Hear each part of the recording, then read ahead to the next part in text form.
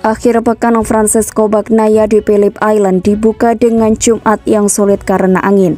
Rider Ducati Lenovo Team itu menemukan solusi setidaknya pada level kecepatan. Soal peluang, ia tak ingin membuat kalkulasi. Francesco Pecco Bagnaia menutup hari pertama rangkaian Grand Prix Australia putaran ke-18 MotoGP 2022 dengan finish ke-8 dalam latihan bebas kedua di sirkuit Phillip Island. Posisi itu memang tidak menggambarkan kebenaran tentang potensi Bagnaia dan Desmose di GP dua-duanya di trek sepanjang 4,4 km tersebut. Memang benar, ia mengalami kesulitan terkait angin, tetapi bersama timnya, Bagnaia menemukan solusi untuk menempatkan dirinya, paling tidak di tingkat kecepatan balap atau race pace. Yang kurang utamanya adalah time attack seperti yang diakuinya. Sejujurnya tadi pagi saya berkutat dengan angin, lalu kami melakukan sesuatu yang memperbaiki situasi, dan faktanya saya juga meningkatkan kecepatan pada run kedua dan ketiga, ujar Bagnaia. Sesi sore FP2, angin lebih kencang dan mungkin karena dari pengaturan dan gaya berkendara, saya jadi sedikit kesulitan. Sekali lagi kami berhasil mengambil langkah dan di run ketiga pada 15 menit terakhir, saya punya pace lebih baik dengan banyak. Namun pada time attack saya tidak bisa membuat lap yang bagus. Saya cukup senang dengan feeling di tahap akhir FP2, tetapi tidak dengan time attack.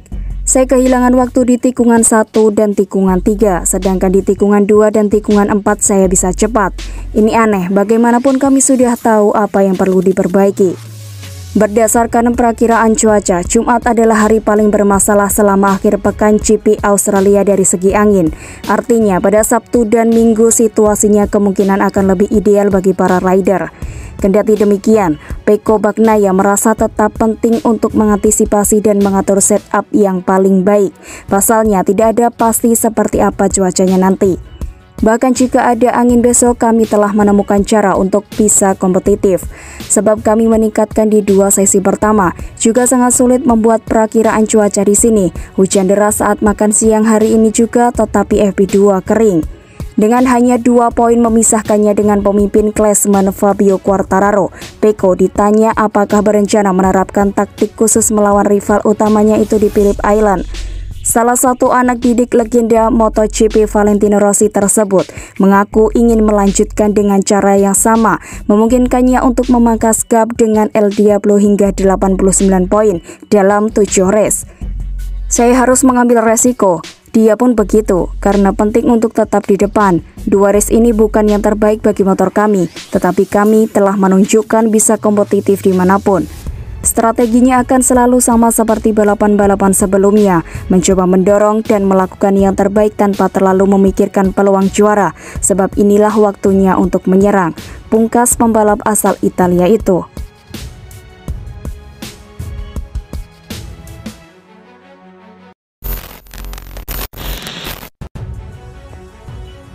Marc Marquez sebut MotoGP kini berubah menjadi Ducati Cup. Banyaknya motor yang diturunkan Ducati musim ini telah membuat kejuaraan dunia MotoGP seperti arena pertarungan antar Desmose di GP. Hal itu diungkapkan oleh Marc Marquez. Jelang seri Grand Prix Australia, setidaknya ada 3 pengendara Ducati yang menembus 5 besar klasemen sementara, yakni Francesco Bagnaia, Jack Miller, serta Enea Bastianini. 2 lainnya diisi pembalap Yamaha sekaligus juara dunia bertahan Fabio Quartararo dan rider Aprilia Alex Espargaro yang dipersenjatai RSGP. Dengan selisih 40 poin, maka ada 5 pembalap yang secara matematis bisa menjadi kampiun MotoGP 2022. Akan tetapi, dalam hal ini Ducati jelas unggul dibandingkan dengan Yamaha atau Aprilia. Setelah aksi Johan Zarco yang tidak menyalip Bagnaia di Buriram, padahal pilot Pramac Racing itu punya kesempatan lebih, memunculkan dugaan bahwa skuad Borgo Panigale bakal menerapkan factory order lagi di Phillip Island. Marquez pun meyakini kekuatan 8 motor yang dimiliki Ducati adalah sesuatu yang seharusnya bisa dimanfaatkan, terutama demi mewujudkan ambisi pabrikan Bologna untuk menjegal langkah Quartararo pada tahun ini. Benar, Zarco datang sangat-sangat kencang. Dia menyalip saya dan kemudian tertinggal di belakang Pecco, kata Marquez saat ditanya soal factory order dalam Ducati. Itu normal bahwa Ducati akan melakukan factory order. Ducati belum memenangi kejuaraan dunia pembalap sejak 2007 dan itu normal. Ini seperti Ducati Cup karena mereka di depan berkali-kali sehingga mereka harus mengambil keuntungan dari ini. Mereka punya motor terbaik di grid. Jadi semua pembalap ada di depan. Mereka perlu menggunakan kekuatan itu untuk memenangi kejuaraan dan saya yakin mereka akan menggunakannya jika apa yang dikatakan Zarco benar. Kendati ada 3 pengendara Desmos EDC yang berpeluang secara matematis, tak sedikit pihak yang menilai bahwa Ducati harus memprioritaskan Francesco Bagnaia. Itu lantaran Pecco telah berhasil memangkas ketertinggalan dari 91 poin menjadi 2 poin saja di belakang rival utamanya Fabio Quartararo. Saat ditanya apakah Bagnaia merupakan favorit juara sekarang, Marquez menjawab, "Saya bertaruh pada motor Pecco. Maksud saya Ducati adalah Ducati dan seperti yang kita lihat dengan banyak pembalap Ducati yang bagus. Tapi Fabio adalah Fabio. Fabio membalap dengan sangat baik. Titik lemahnya mungkin dalam kondisi hujan, tapi itu akan menarik untuk dilihat." Sementara itu menghadapi seri Australia akhir pekan nanti, Marquez tampaknya sudah mengubah pendekatannya dalam balapan. Sikap dan tindak tanduk Marquez kini terlihat berbeda. Ia juga sangat berhati-hati dalam berbicara tetapi lebih perhitungan, berhati-hati dan agak kurang berani dalam mengancam lawan. Marquez juga lebih terbuka mendengarkan masukan. Saat di lintasan, Marquez juga lebih waspada, tetapi bukan berarti kini ia lebih bertahan, melainkan mengandalkan serangan balik, mengambil keuntungan dari duel para pembalap lain.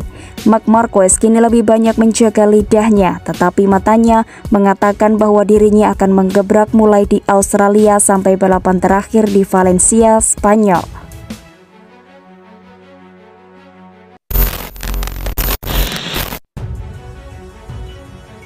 Pembalap Ducati Lenovo Team Francesco Bagnaia tak ingin membuat kesalahan dalam 3 seri terakhir yang bisa menggagalkan peluangnya untuk menjadi juara dunia MotoGP 2022. Rasanya tidak ada yang mengira bahwa Bagnaia akan mampu memangkas selisih poin dari Fabio Quartararo.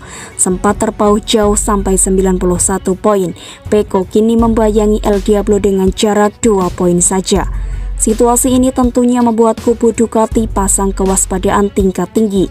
Sebuah instruksi khusus bahkan dikirimkan ke seluruh penunggang Desmos EDC GP agar tak terlalu keras saat berduel melawan Bagnaia. Terlepas dari pesan Ducati tersebut, satu hal yang perlu dicermati adalah kecenderungan Pecco untuk melakukan kesalahan, terutama ketika posisinya dalam tekanan. Itu terlihat jelas saat di Motegi lalu.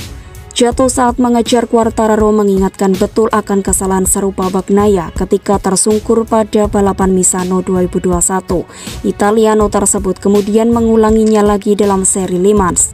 Yang pasti sekarang kami akan lebih intens, tutur pembalap bernomor 63 itu kepada MotoGP.com usai Grand Prix di Thailand.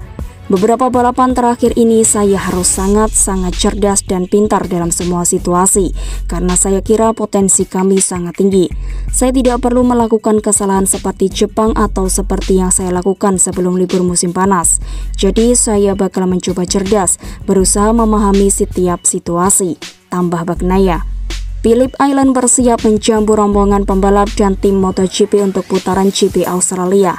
Kala melakoni debut pada tahun 2019, Bagnaia berhasil mengklaim finish keempat. Sebaliknya, sang rival Quartararo alami DNF. Namun karakteristik dan layout sirkuit cenderung menguntungkan Yamaha. Ini berarti Quartararo punya peluang besar untuk menjauh dari kejaran Bagnaia. Walau demikian, bukan itu yang dikhawatirkan oleh Pecco. Sama seperti Jepang, lantaran faktor balapan digelar jelang akhir musim, cuaca di Australia kerap diganggu hujan deras. Perubahan trek kering ke basah atau sebaliknya sudah pasti merupakan hal yang patut diperhatikan. Kami sudah tahu bahwa di Australia perkiraan cuaca bisa sangat dingin, sehingga kami harus beradaptasi.